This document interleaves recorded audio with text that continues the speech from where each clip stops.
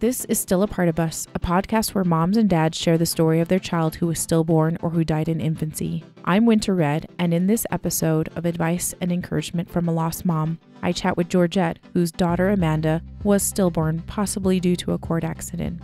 By the way, you can hear Georgette's episode about the birth of her child on episode 21. Today, we discuss with Georgette more of the details of Amanda's birth and how stillbirth was handled in the 70s and how she's processed her grief throughout the years. As a word of caution to our listeners, this discussion contains emotional triggers of stillbirth and infant loss. Please keep yourself emotionally and mentally healthy and seek help if needed. Hope this helps someone out there. And one last note, please forgive the less than stellar sound quality due to a poor phone connection. Thanks for your patience, dear listeners.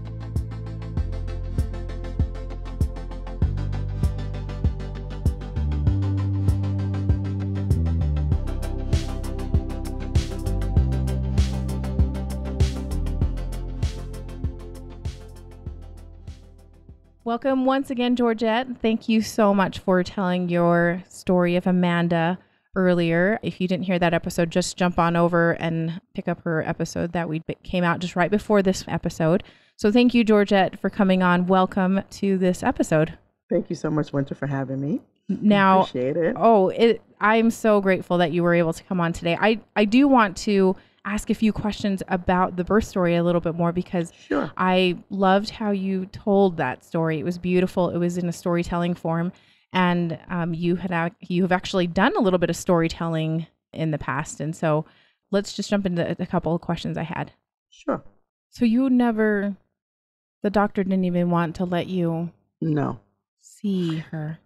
Right. The doctor didn't want me to see her. The nurse said it was her obligation, to ask me if I wanted to see her. But, Winter, I was so scared. I was 16 years old. Yeah. And I never saw anything. I never, in my life, I don't think I've ever seen a baby that had passed away, and never, I just was so scared to look that I didn't know what I was going to find, and I just couldn't do it. Yeah. I just couldn't bring myself to do it. I was so confused and so scared, and I just really wanted everything to be over with. Did they tell you that your baby had passed away? What happened was when they came in, they had hooked me up to a fetal monitor when I first got in, and I could see the contractions on the fetal monitor, but when the fetal monitor stopped, I didn't see anything. And I'd asked them before that, was my baby dead? I did ask them that, and they said, well, we don't know. That's what they told me. They said, we don't know. And I had just gone to the hospital like a week before, because I was diligent in going to see the doctor, right? And when I was younger, I remember reading like these little books, about pregnancy and things like that. And they said it was like the baby, like before the baby was due, it was like I forgot what they call it, not a silent period, but it's like, I guess like a little rest period or something. They don't move as much, Yeah. So I didn't think about that, being because of the fact that I had no one. I had gone to the doctor, you know what I mean, a few days, or it couldn't have been less than a week before that. So it really didn't really alarm me, and like I said, I was 16. I wasn't that much aware of my body, right? like I was later on in many years after I did have, other children. But so yeah, there was a lot of things, of course, that I could think about what I should have done, but being that age, and then, just not knowing what to expect, just going through the motions of, I'm going to class and this is what they tell me is supposed to happen. That was pretty much my knowledge of that, when I fell in love with my first love when I was 15, and of course, obviously, we had sex, and then I got pregnant. So it wasn't like I had this whole, plethora of knowledge about what was really happening to right. me, And my mom, she felt so bad. She came to the hospital afterwards, and I remember being in the recovery room. And the weird thing about it is that I was hurting, but I was more afraid of how she was feeling when she came back to see me.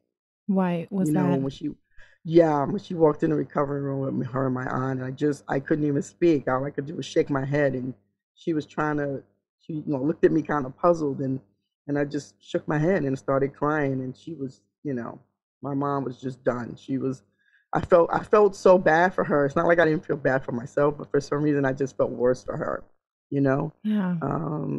So yeah, but yeah, they asked me if I wanted to see her, but I just couldn't do that at the time, Yeah, you you know. were by yourself. Wow. Yes, I was by myself, and and obviously, I mean, any woman who's experiencing childbirth for the first time know that it can be very traumatic and painful and, and In scary general, yes. in general. And I Right. was like 16, and I didn't know, What to expect, and it what was to what mhm. to expect. Mm-mm, no. Now you grew up in the Bronx area Yes. Hmm. in New York, and I hope this is not too personal.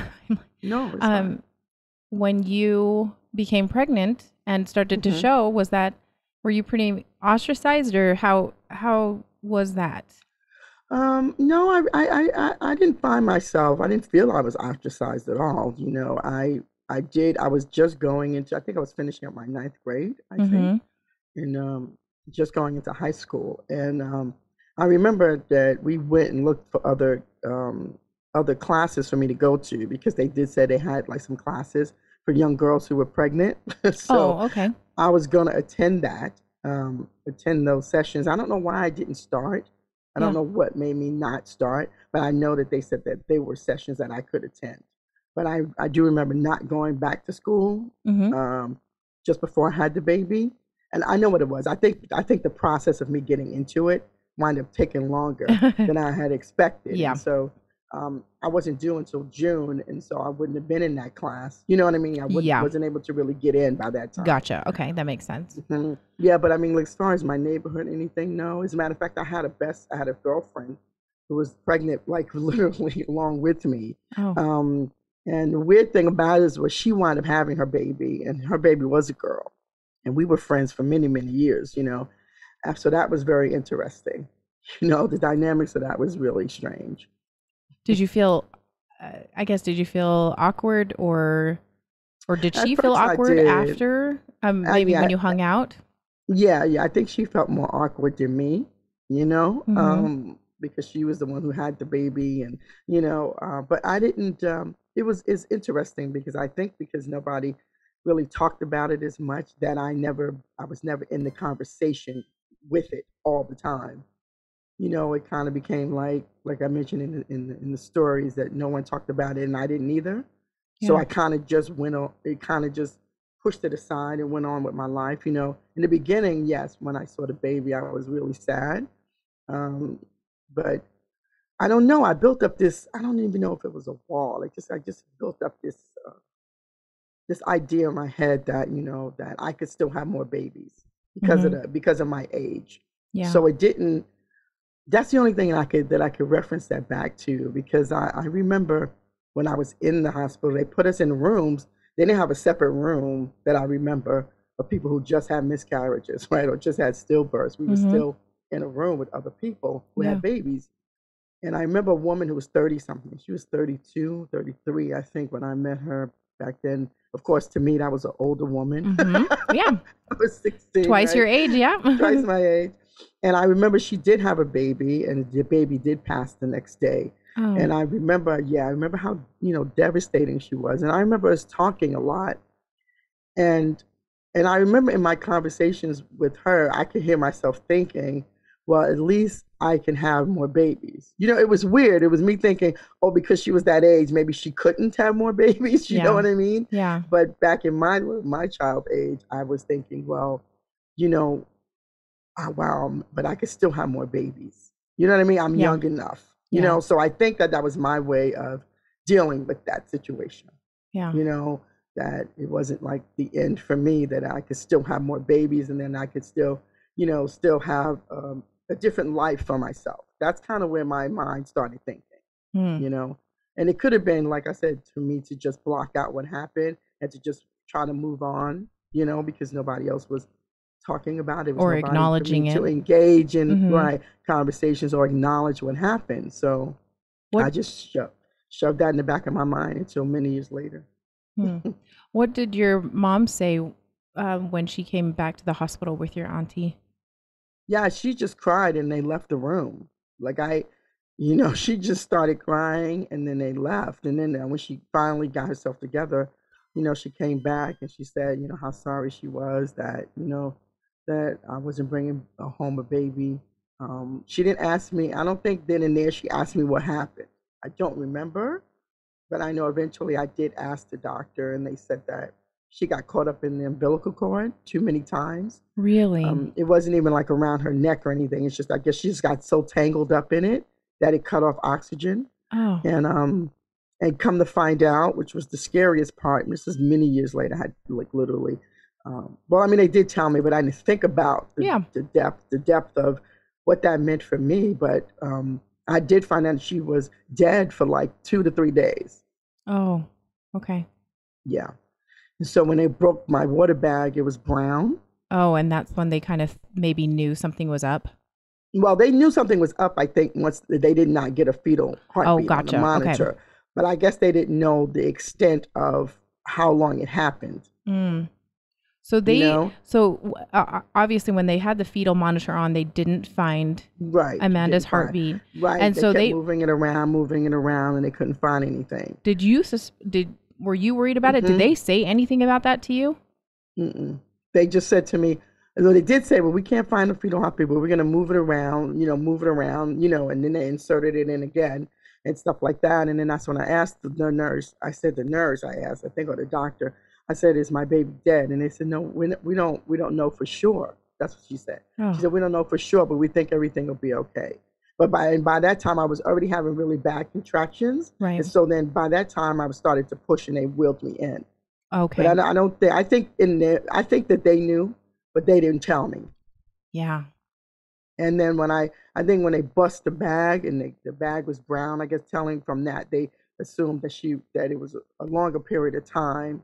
You know what I mean? That because obviously they secrete that meconium or something like that goes into their, like, it's like a distress signal for them. Oh, And they secrete this. I forgot what it's called. But she was in distress for a while, and but I think the really interesting thing about that is that I was trying to figure out, like, how could that be when I just came to the doctor a week ago, right? Yeah. And I think I really do want to think it was like a few days, because that's probably why I was so shocked and I was so upset, because I'm thinking, well, I came to the doctor. Did the doctor not hear that there wasn't a heartbeat or anything, for the baby to be dead, 2 to 3 days? Like, I didn't understand.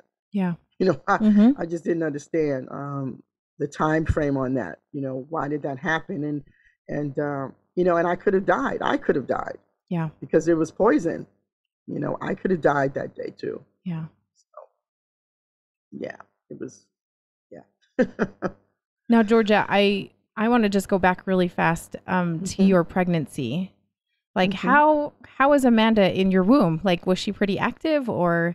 Yeah, she was pretty active. She was pretty active. I didn't, like I said, I always would tap my stomach, and then I wait for her to kick back or something like that. So she was pretty active. I say maybe when I didn't really notice the activity was probably, I don't know, maybe just that morning before, and then that morning. Okay.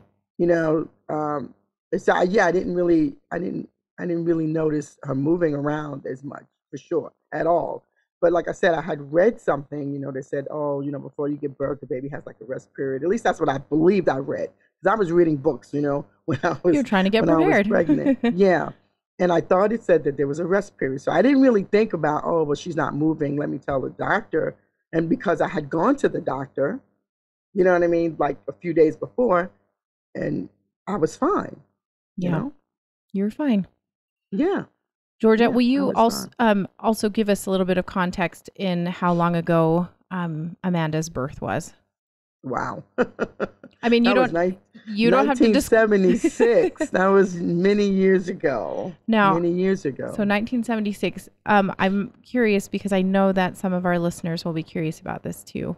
What were the protocols in regards to finding out the sex?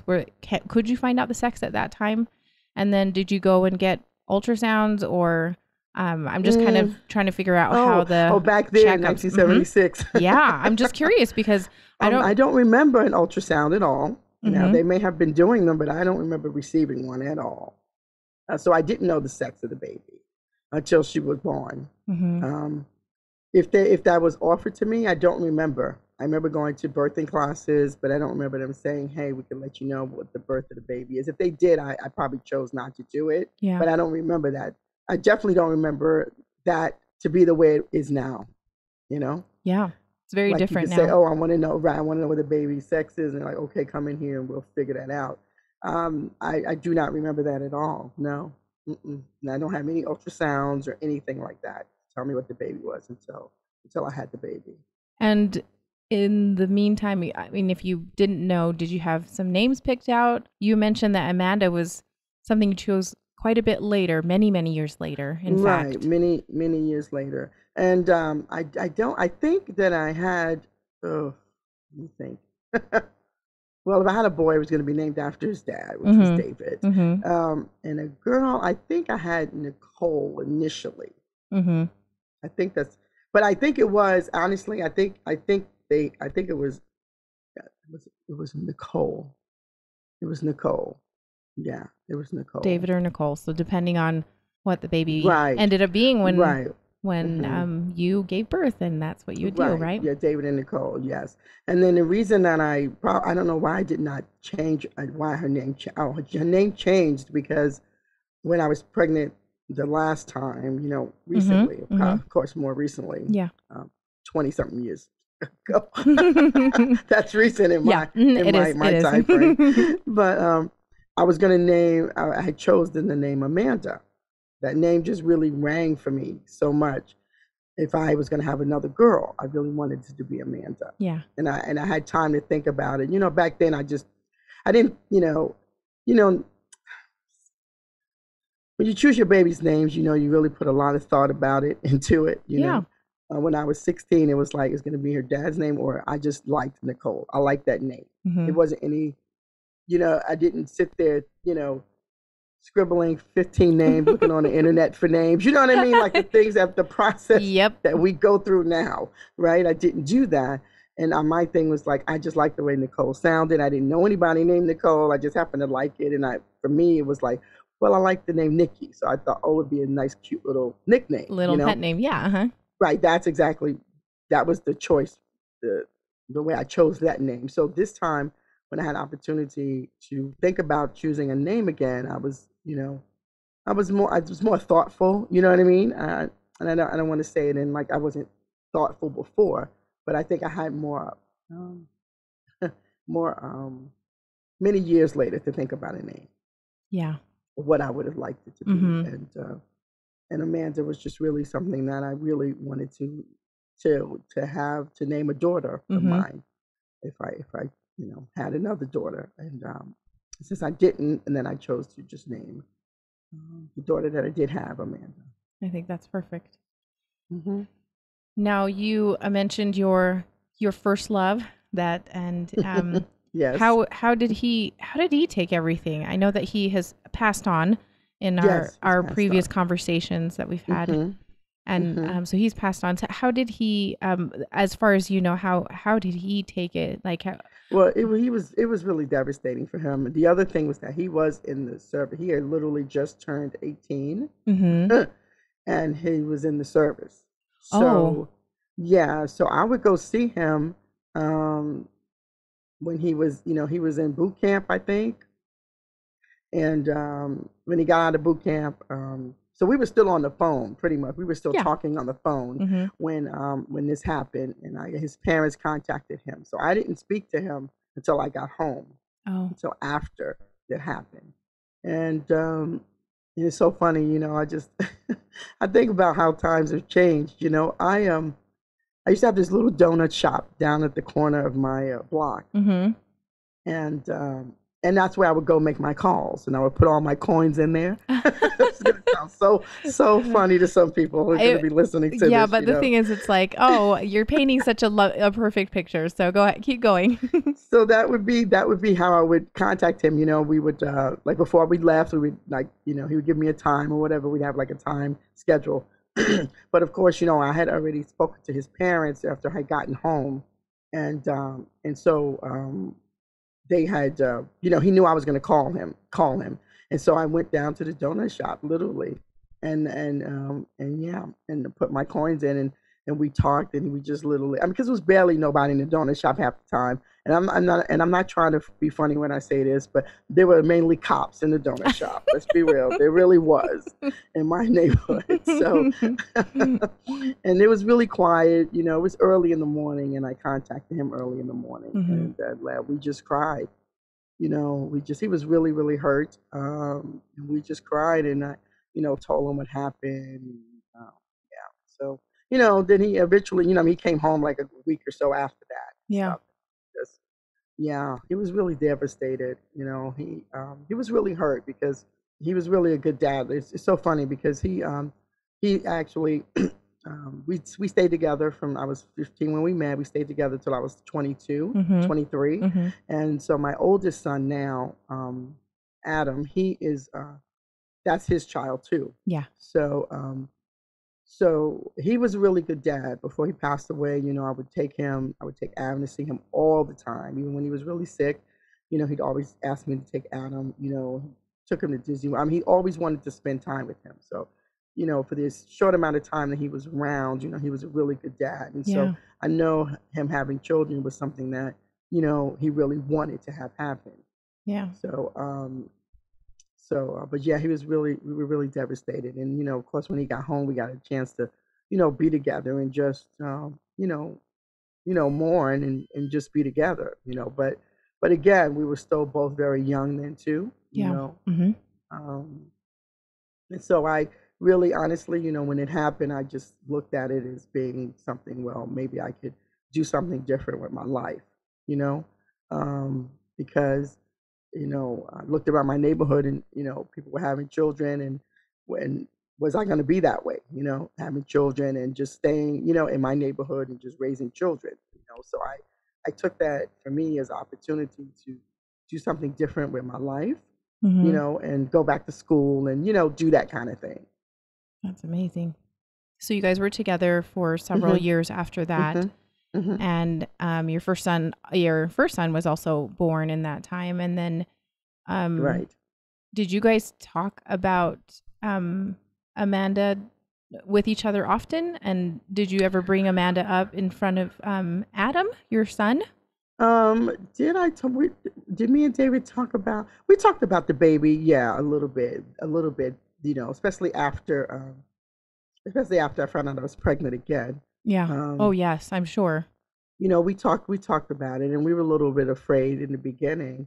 And I was definitely more active in my care, like asking the doctor more questions, understanding my body better, understanding that, yeah, there may or may not really be a rest period. Maybe they just mean a slowing down and not a stopping. Not a stopping completely. Right, exactly, So I was a little bit more aware of that. But for some reason, I didn't let that really, I don't know, I guess I really didn't let that sink in, because I think if I did, I probably would have just been a nervous wreck. It probably wouldn't have been good for me health-wise. Yeah. You know what I mean? Because I would have been so upset and so stressed out all the time that pregnancy might not have been good for me either.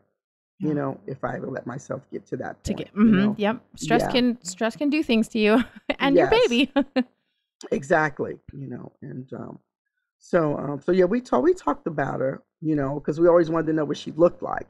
That's the thing. Yeah. We always wanted to know what she would have looked like. And so, and even now, when I see Adam, I think, oh, maybe she would look a little bit like him. You know what I mean? Yeah. Or something like that. Yeah.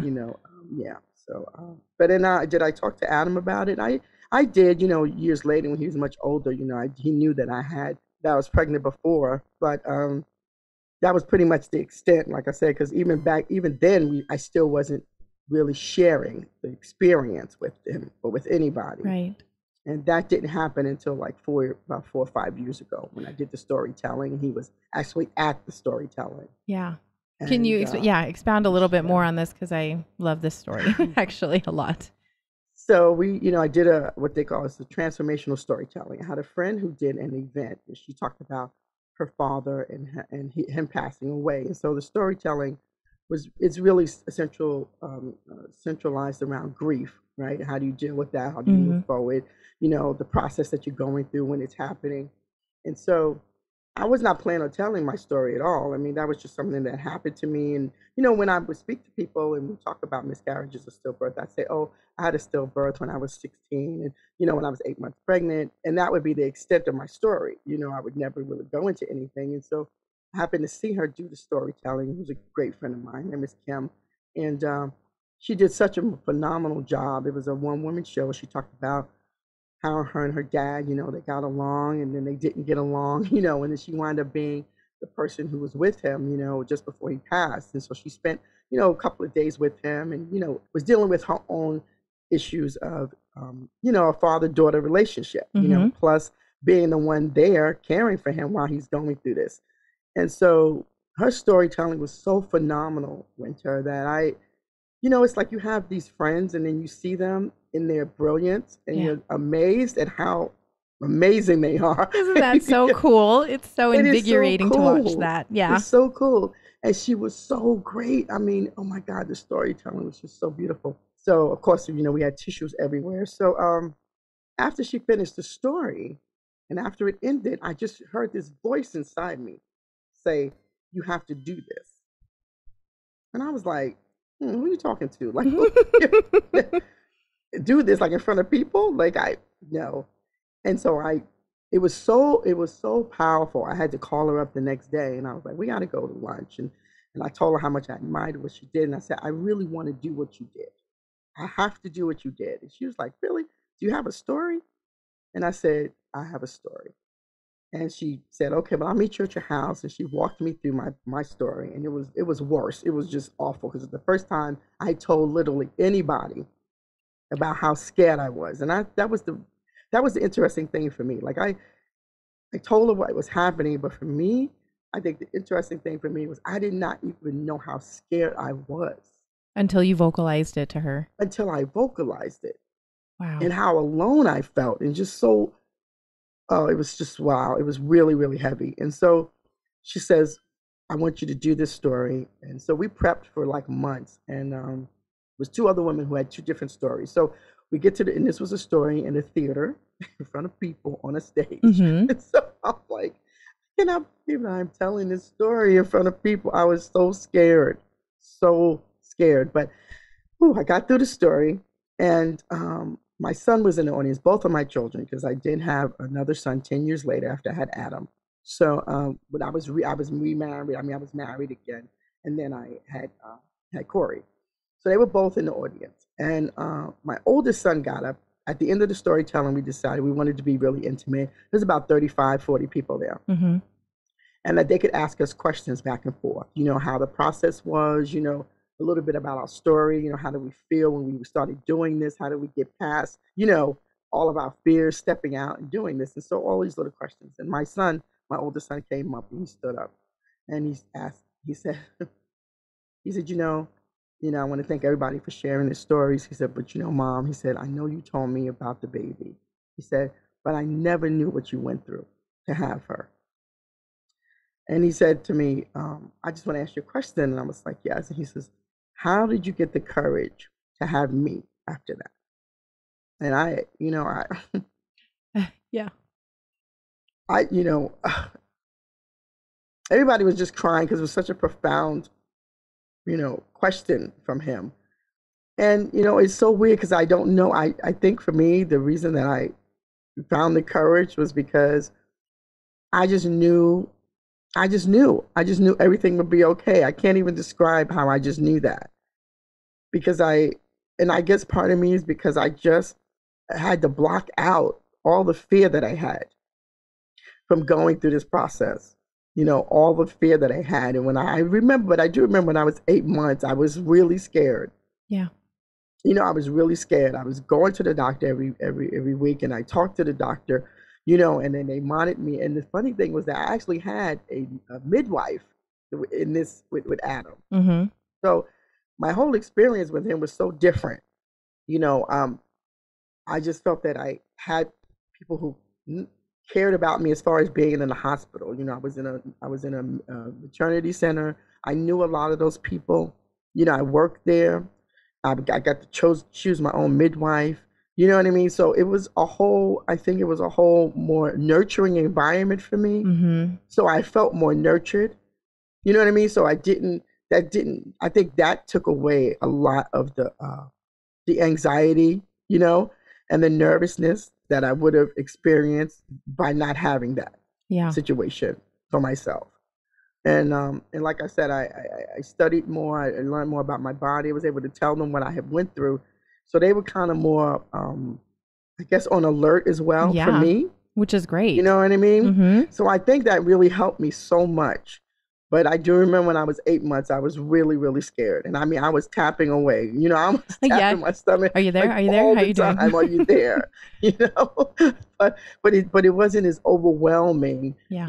overwhelming fear, because I really believe, because I had people who, you know what I mean, who made me feel nurtured, Yeah. and knew what I had gone through and kind of kept an eye on me. So, but it was a really powerful question that he asked, and something I had never thought about until he asked me that. Yeah. So, Yeah. yeah.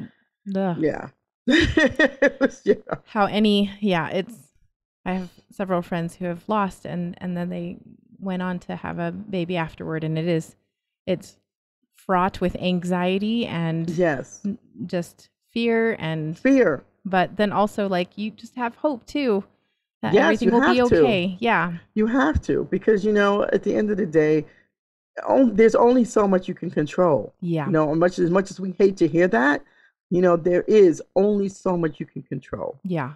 It's totally true. And it's, I know it's so hard to say, because you want to be able to control everything. You know what I mean? And when things don't go, when things are not good, when the outcome isn't good, you want to, even though you're afraid, you still want to know that you had some kind of control over making it better. Yeah. And sometimes it's not in your hands. Sometimes And it's not in our hands. sometimes it's just not in your hands. And we could ask why. We can ask that question, and sometimes the answer will show up, and sometimes it won't ever show up. And I think that it's so we have to be okay either way. We have to be okay either way, because we have to make space, for the new souls that we have to bring into this world. You know, and and I definitely know it's not an easy thing to do. It's not. Yeah. It's not an easy thing to do.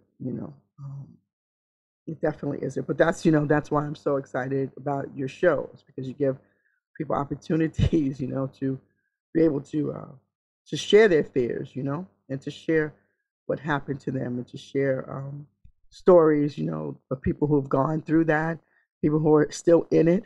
You know what I mean? Yeah.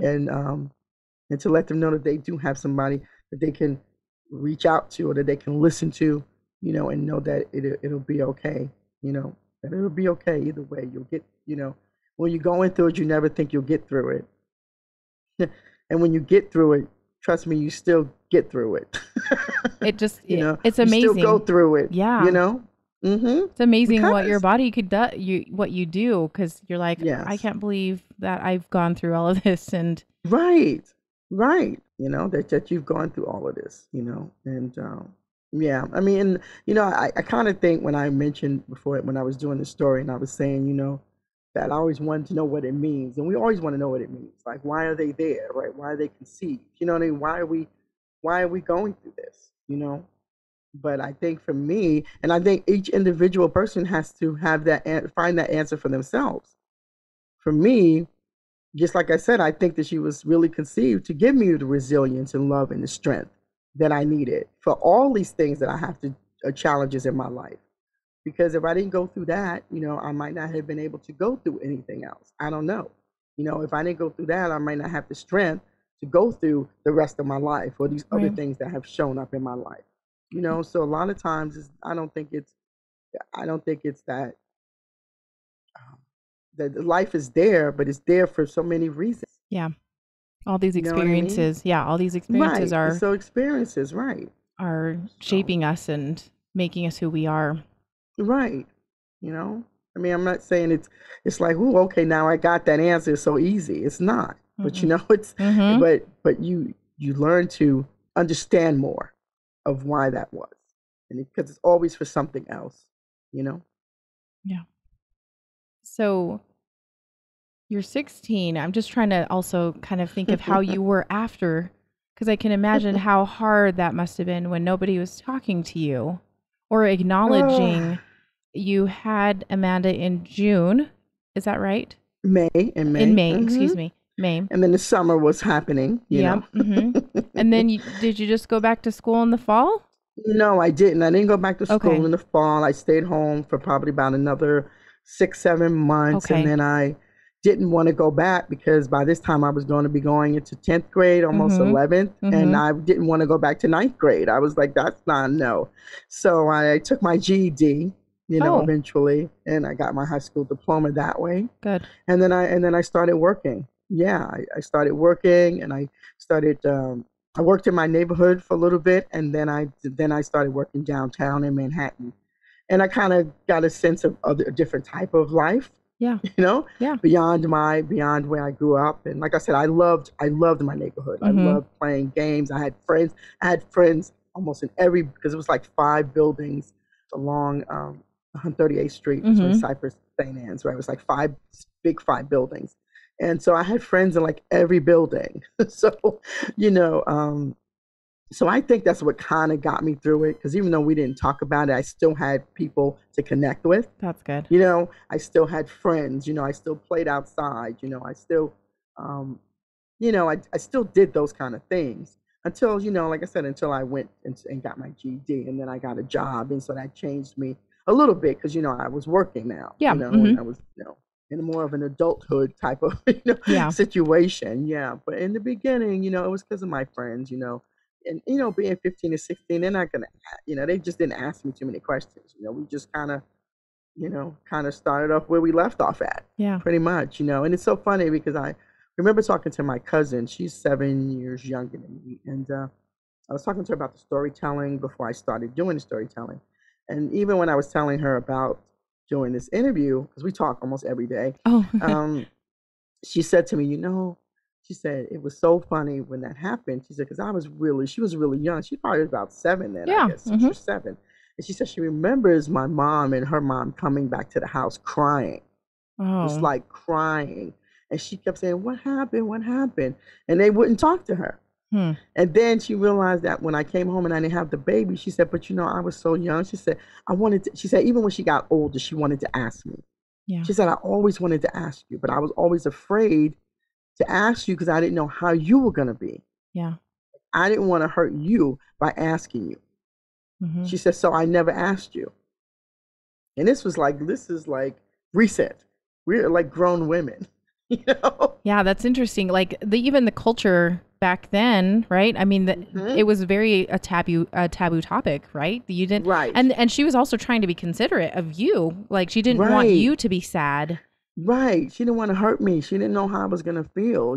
She didn't know what, she didn't know. So she said, I just never asked you. She said, even years later, I wanted to ask you, but I never know how to ask you, Yeah. you know? And so going back a little bit to the storytelling thing, I remember when some of the people were asking questions, and I remember one woman standing up, and she said to me, she said, she said, I want to speak to you, Georgette. She said, because I had a sister who had a stillbirth. She says, and she said, oh my God, I never knew what she went through until I saw your story. And she started crying, and she said, I just want to thank you for sharing your story because now it feels like I can connect with her. She says, because I've never asked her anything about it because I've been so afraid. I didn't know what she was going to do. I didn't know how she was going to feel. And I never had a conversation with her. She says, and I'm so sorry for that.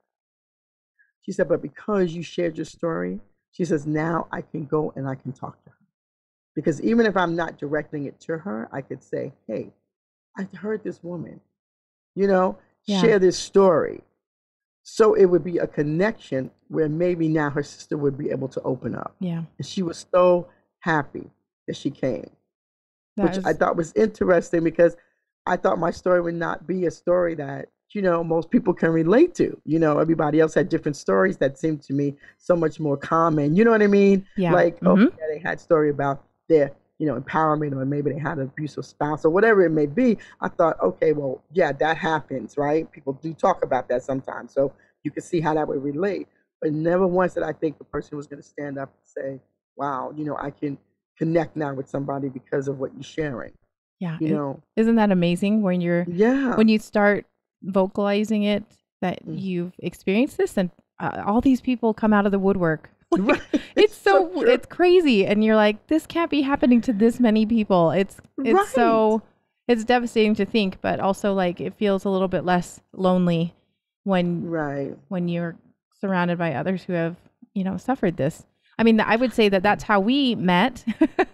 Right? I mean, it was one of those things where we kind of bumped into each other at a conference, and at that conference, we were telling about our podcast that we both have, and you were like, I had a stillbirth, and I was like, what?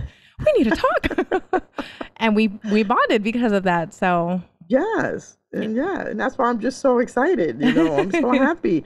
Really, I really am, Winter, because I think you're doing so much beautiful work, and not just for yourself. I know this helps you too, you know what I mean? Yes, for but sure. For other people out there, that really have not found a way to connect. And even though it's not as taboo to talk about, or it's still, there's people just don't talk about it. Yeah, they don't. On that level, they'll say, I had that, but they won't go into how they really felt. Yeah. How they are feeling, and how scared they are, how scared they were, how scared they still are. You know what I mean? It has to be a place for that. You have to be able to share those feelings. Yeah. You have to. So Georgette, how have you processed through that grief? Maybe tell me a little bit how you dealt with it when it was still very fresh and new, and then also now, how does that look like in your life? It's so fresh and new back then. I don't think I don't know how I dealt with it, because I'm a person who loves to talk. Yeah, nobody was talking. And nobody was talking. And then I was afraid to say something. Yeah. I didn't know how to say it. I couldn't be in school, be like, hey, this happened to me. When I got a new job, I couldn't be like, hey, this is what happened to me. It was just never a place for me to talk about it. So I think eventually for me, the process was just for me to figure out a way to create a different life for myself. I think that was the process. Yeah. Figure out a way for me to be able to work and take care of myself, and, not be a statistic in a sense, you know what I mean? Where, where I'm staying in this place, and I guess just not to be a statistic, and just, to be in an environment that I grew up in, right? Yeah. To just not be there, and not change or progress. Yeah, or change something. exactly. Yeah, change my life in a sense, when I'm out there doing things, and, having a career and things like that. And I don't want to say it like that, because people have babies, they don't have those things. I'm not saying that, what I'm saying, but in the place where I grew up in, statistically, I probably would have been in there and had 5 or 6 or 7 children, you know what I mean? Yeah. And not being able to see other things in my life that I could have flourished in. That's what I'm trying to say. Yeah. Because by no means am I trying to say that that's what you're doing. Something wrong with that. I'm not saying that. Yeah. For me, I had to. It allowed me to have a chance, I guess, to look at my life and say, how else do I want my life to look like? Now, Georgette, you actually, I like the way you put it. I just think of, after our loss, it was funny because I told my husband, I was like, we need to put the podcast out. And he's like, we don't have to put the podcast out. I was like, I know, but I need some semblance of normalcy. I mean, Right. in the sense of this is really different. Like this change, this devastating traumatic event has really thrown us all through a loop. We need to do some normal things so we Right. can kind of feel normal. And because we know it's different now, we know it's different. It's a different more normal, right? And so Yes. that's what we had to do was we need to get back into a routine. And that's kind of what it sounds like for you. You examined where you were at and you were kind of trying to figure out where you wanted to go. And that helped you Hmm. kind of get back into a groove of a little bit of normalcy, I guess, in your life. Right. Right. And I think that was part of my grieving process, to Yeah. get back into the normalcy of things. You know what I I mean? know. Yeah. Definitely not forgetting our children, right? But it's more No. just as a person, your mind and your emotions need to have some sort of predictability. It feels like. Right, right, exactly. Yeah, until you can, like you said, until you can process it differently, Yeah. and so until you can look at it differently. You know what I mean? And yeah, you have to get back into this swing of things, into, like you said, the normalcy or whatever you can feel is more normal for you. Right.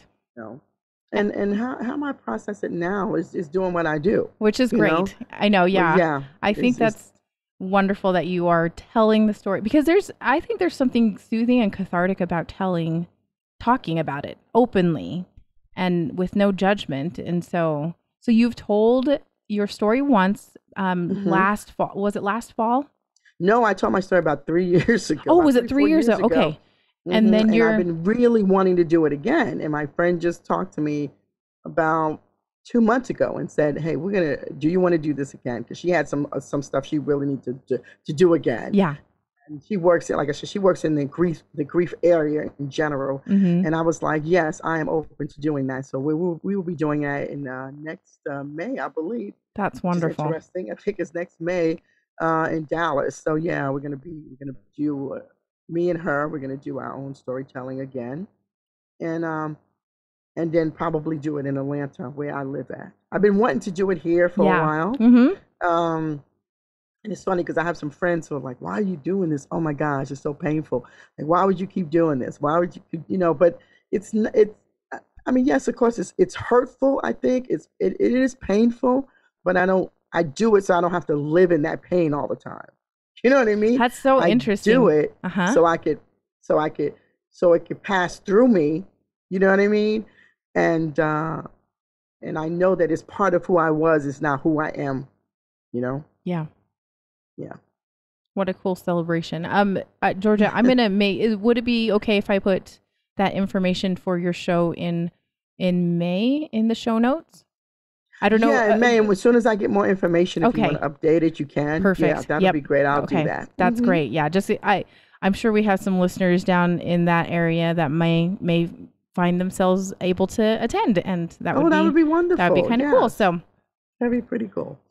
that is great. And so I'm curious now because of you've got a lot of years since that happened, Right. since Amanda was born. What would what would be a piece of advice that you would give somebody that's going through it right now?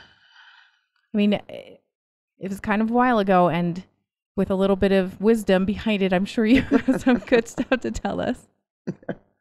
What I would do is I would find one person, just one person that you could really truly be yourself and talk about it.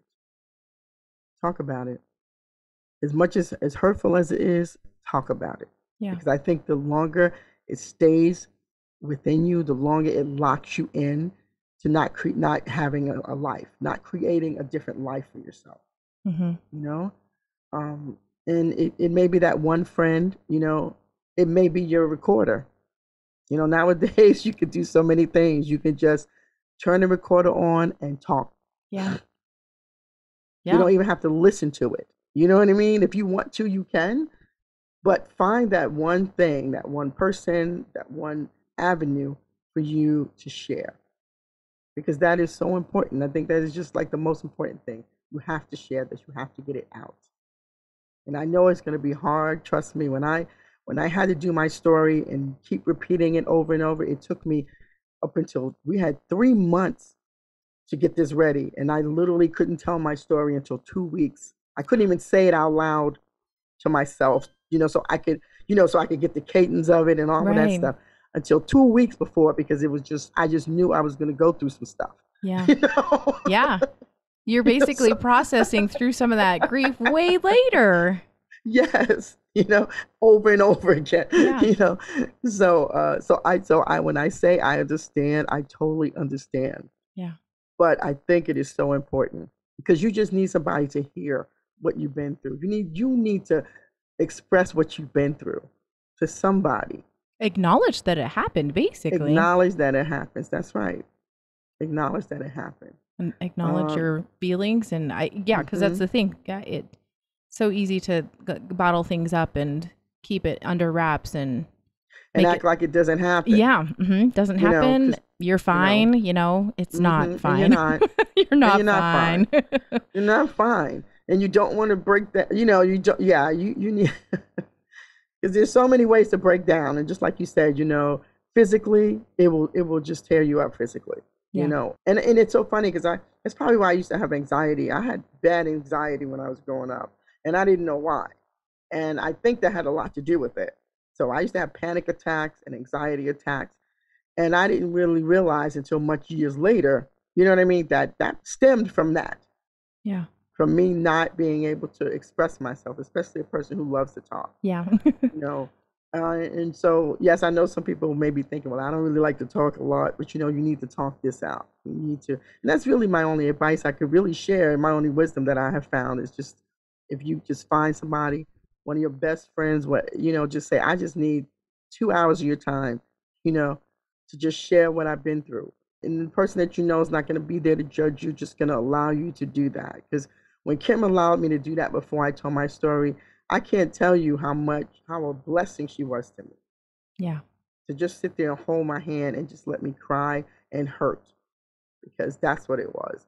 So that's my message. Just find that one person, that will allow you to do that, and be okay with that. Be okay with however it comes out. Just be okay with that. Be okay, because it is hurtful and it is painful. Yeah. And sometimes, yes, it is freaking wrong. Yeah. Let's be real, Yeah. But in order for you to move on in your life and in your soul, you have to be able to express it. I like that. And that can be expressing it in any way. Like you mentioned, right? It could be to someone directly. It could be to a recorder. It could be to a counselor. It could be, on a show like this podcast. Right. Yes, really. No, because the thing is, these stories are helping other people. Our listeners don't quite understand, or maybe the people that we interview even don't quite understand how much their stories are helping somebody else in some random place that may not have abilities they don't have friends nearby, or they don't have counselors, right, or grief groups or whatever.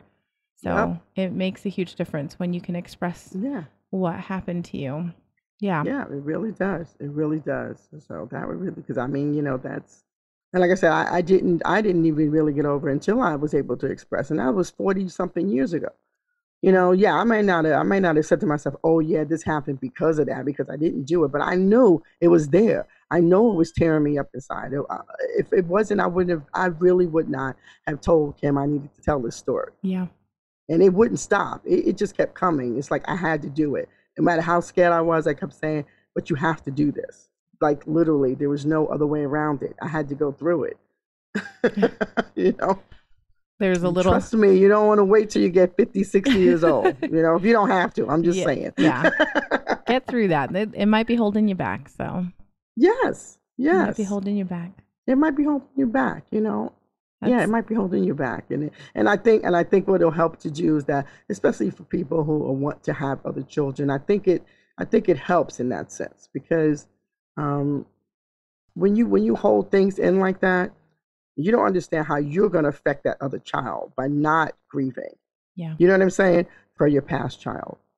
Because as much as you don't want to think, oh, well, I'm not going to, this is not going to affect me, I'm going to have a great relationship. You don't know.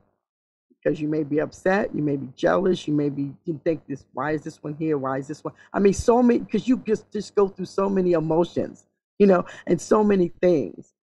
And so I think by grieving and getting that out, it allows you to have room and space for somebody else, you know? Room and space. That's nice. I like that. Yeah. Georgette, thank you so much for coming on today. This was so awesome. Like, I can't even tell you how grateful I am for this experience of just chatting with you and knowing what it's been like for you all these years.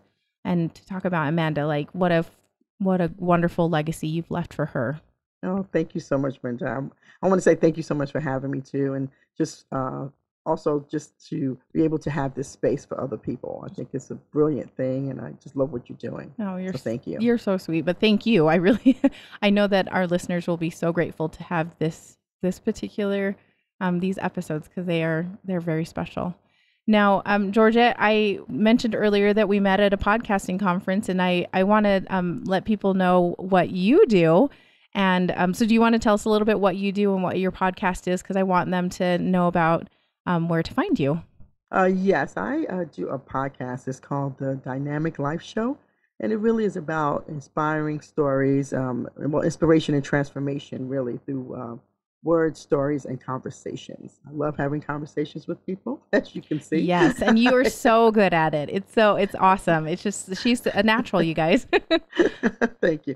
I love words, empowering words, and helping women to speak more positively about themselves, enhance their self-esteem and confidence through using positive words. And that's really how I started doing the podcast. I had my own issues with, self-doubt and self-worth, like a lot of people, and created a affirmation card deck. And from that deck, I wanted to do a podcast where I featured the word of the week. So people can use the word. I didn't like word of the day because I really wanted people to be able to live with that word, use it, think about it, move forward during the week with it. And so that's how the Dynamic Life Show came about, because, and I wanted to incorporate as well as inspiring stories, people who do things that inspire me or inspire other people to transform their lives or make changes by what they do. And so I do have an intimate interview segment as well called In the Conversation from that show. And then I just talk about my life and talk about things that inspire me. And then I grab inspiring stories from around the world as well. So that's what I do. And also just another little quick thing, if you don't mind. Oh, go ahead. I know I mentioned my son in the past interview that we did about my storytelling and the stillbirth. But I actually did an interview with him because he has his own business. And so I just wanted to segue in that because I just love the fact that he inspires me. Yeah, that's awesome. He does what he loves to do. And so that was like pretty much for me one of my best interviews I've had with him. So you can listen to that on the podcast called The Dynamic Life Show. Perfect. And I will put a link in the show notes to Georgette's podcast and also to that particular episode with her son. So you can go to our stillapartofus.com show notes and you'll be able to see it there. So Georgette, thank you so much. Once again, this was enlightening and so uplifting for me. And you are delightful. And I'm so glad I met you. I'm so glad we met too, Winter. And I'm excited because I know we're going to continue this relationship for a long time. I really do feel that. And I just want to make sure that you're able to get through your life, and process what you need to process as well. And, and I'm always there if you need to talk as well. I mean, trust me, it's a thing about empowering and being there and holding space for each other. That's what I love to do. So. And you're so good at it, Georgette. Thank you so much again. And we will talk to you soon. Okay. Thank you so much. Bye. Bye-bye. A huge thank you to Georgette for opening up to us about her daughter Amanda and sharing with us why it's so important to tell our babies' stories. This was such a powerful interview, and I'm grateful for how much more stillbirth awareness there is today. So thank you again, Georgette. Head over to our website, stillapartofus.com, where you can find the show notes, including a full transcript of this interview and any resources that were mentioned, where you can sign up for our short and helpful email newsletter, where you can learn how you can become a patron and support the work it takes to produce this show just for a few dollars a month, and lastly, where you can find out how to get in touch with us if you want to share your child's story on the show. The show was produced and edited by Winter and Lee Red. Thanks to Josh Woodward for letting us use his song, Vanishing Note. You can find him at joshwoodward.com. Lastly, subscribe to this podcast and share it with a friend that might need it, and tell them to subscribe. Why? Because people need to know that even though our babies are no longer with us, they're still a part of us.